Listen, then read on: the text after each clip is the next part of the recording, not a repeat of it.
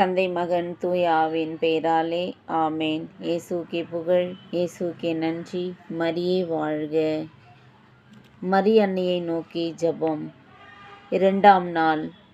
பரலோக பிதாவினால் தனது ஏக மகனுக்கு தாயாக தெரிந்து கொள்ளப்பட்ட அமலோற்பவ கன்னிகையே, உலக மக்கள் யாவருக்கும் ஆறுதல் நீரே.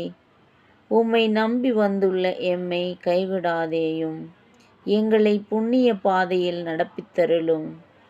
எங்கள் அவசரங்களில் உதவி புரியும். சகல துன்பங்களிலிருந்து விடுவித்தருளும்.